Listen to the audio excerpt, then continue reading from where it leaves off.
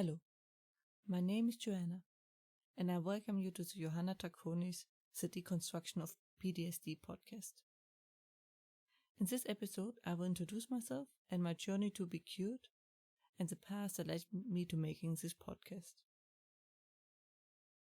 As said before, my name is Joanna, and I'm a survivor of C-PTSD.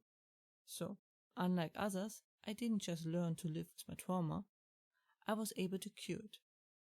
As far as I know, this is an unusual feat, as in, I don't know anyone else who managed to do it. But first things first.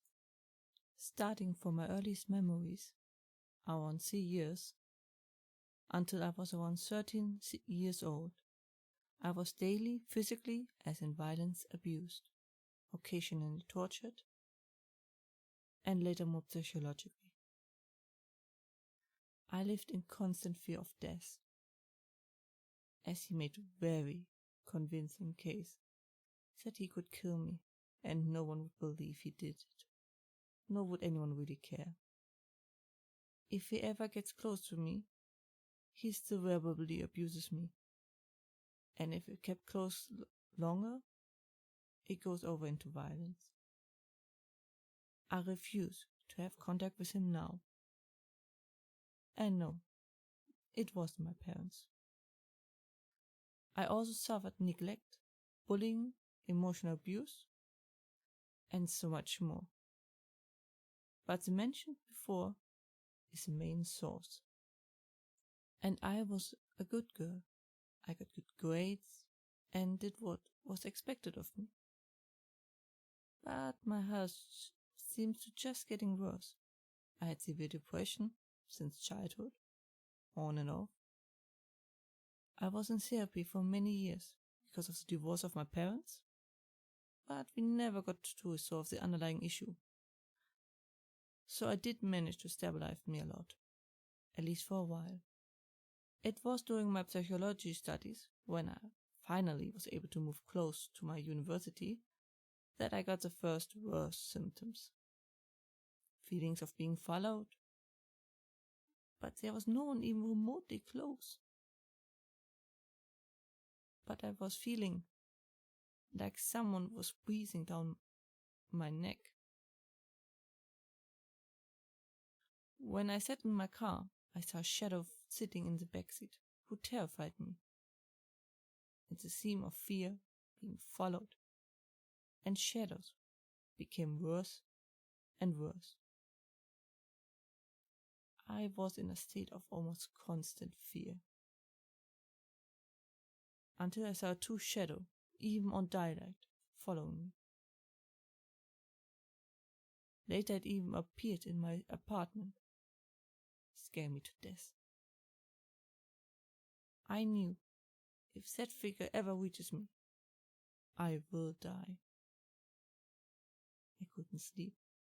I had panic attacks all the time. I was literally scared to death. I knew there was no escape. No sleep, no rest, but I needed sleep so badly. While I had also symptoms, I, as I mentioned before, studied psychology, and fate would have it that I had in the middle of my symptoms getting worse the class clinical psychology, topic PTSD, and naturally some other disorders. It is never a good sign if you sit in the middle of the clinical psychology class and you see the checklist of your symptoms. I remember cursing in my head. And I immediately called doctors and clinics in the area for help. But most refused me, because my trauma is an old one. We are considered incurable and would need a permanent spot. Except for the clinic of the university, who offered me a spot to at least get the official diagnosis, which, to be honest, wasn't hard with my backstory, and they also offered me treatment. but only if I accepted a non-professional, a student. She helped me a lot and started setting me on the right path by asking questions and made me realize that what happened to me was maybe not as normal as I thought. Yes, I thought it was normal. I still kinda do. I can't imagine living differently. For me, the normal life is a weird concept. But soon, she couldn't help me anymore. We couldn't figure out why at that moment. But my symptoms got worse again. I moved back to my mom. I said to her on the phone, "Mom, if I stay here, I will die." And I meant it. I tried to get a new doctor to treat me, but no avail. I met with them, but it usually went nowhere. On contrary, I usually felt worse afterwards. So there I was, noticing despite the presence of my mother reducing the worst of it, that I kept getting worse, and I felt so at the mercy of those people who didn't help me. In so many instances. Despite all their talk about if I need anything, I should get to them immediately and they would help me. Instead, I got insulted, questioned, and then, eventually, I hit my breaking point, and I said, "Screw it. If they don't help me, I will help myself." I thought I can't make it worse. I am already dying. So let's give it a shot. So, in my arsenal, I had my studies in psychology and a bit biology. And I also had a scientific method, which goes like this. Try something. If that works, keep it.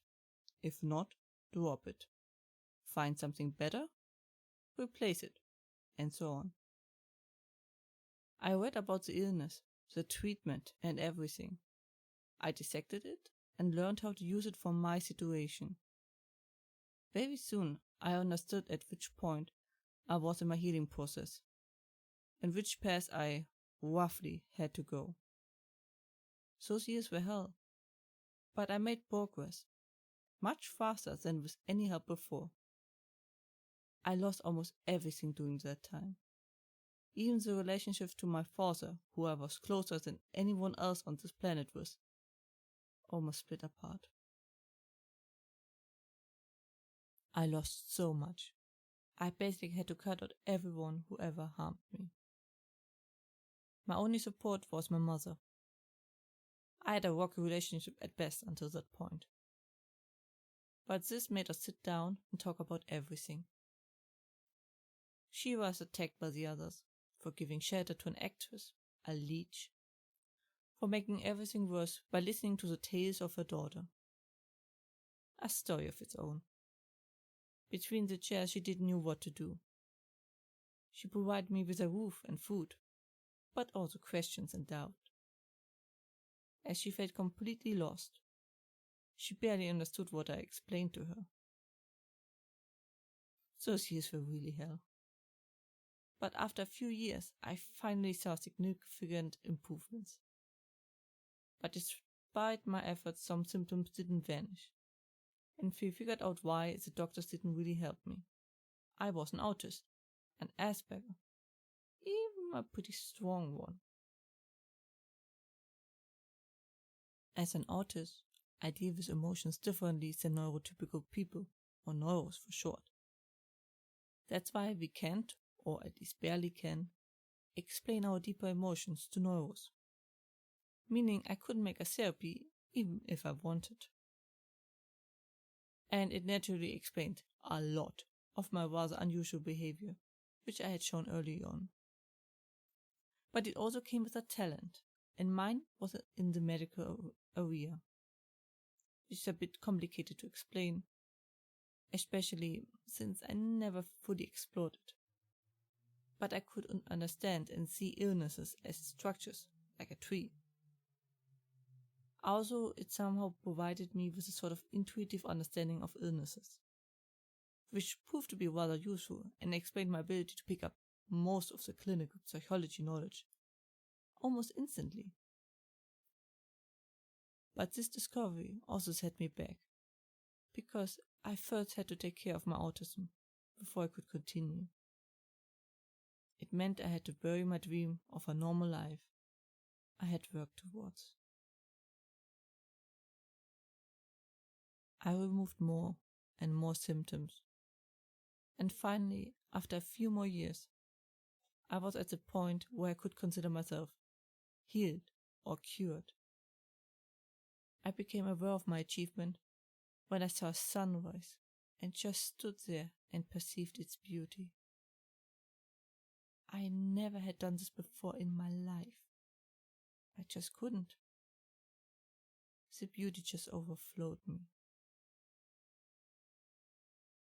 Well, healing isn't a straight process, but I was so relieved, unburdened, that words fail me. All those years, it worked, despite no one, not really me, believing it would. Overjoyed with my success, I went and searched for other people like me. But I found no one, not one. The best survivor told me how they got to by most of the days with pills and the problems. But no one removed the trauma. No one was free of it. No one was like me. In that moment of realization, I developed survivor's guilt, which gave me my symptoms back. Not the worst, but still kind of ironic. I decided to write a book, a biography, to help and inspire other people and get in contact and so on. But once again, when I searched for similar books, I found none. None. But what I found, and what got louder and louder in my head, were the voices asking for help, asking what is happening, asking what they could do, and so on. They were lost, and I knew where they were. Imagine running out of a burning building, and you are the only person outside. But you can hear the screams of the people trapped in the building. So what do? My plan was to give instructions to the people still stuck in the building and explain them how to get out, so they wouldn't suffer my pain and confusion, as I did many things wrong because I didn't know better. And that's how the idea of the podcast was born. But first things first, I still had to stabilize myself more. And after many months, it finally was done. I also used the time to write my healing path in a logical order, so others can follow it easier. Figuring it all out was a bit of a mess, but I think it was worth it. But since I have no experience in this field, I am looking forward to constructive feedback. Same goes for questions, as they also help me not to overlook things. And please, don't hesitate to ask me any questions, and I try to answer them. I'm looking forward to them. I think the exchange is one of the most important things.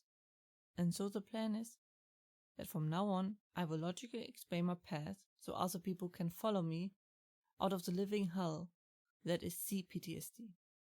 Or maybe have a friend. Interrupted by Q&As, etc. most likely. We will see how it goes. I have a plan, but I'm flexible about the execution of it. I hope I made everything a bit clearer about me, and thank you for listening. Next time I will give a short overview over PTSD and its variations and parts, so we are all on the same page. Hope you liked this episode and that you leave me some feedback. Also, you can visit me on johannatrakonis.com. Watch yourselves and have a wonderful time.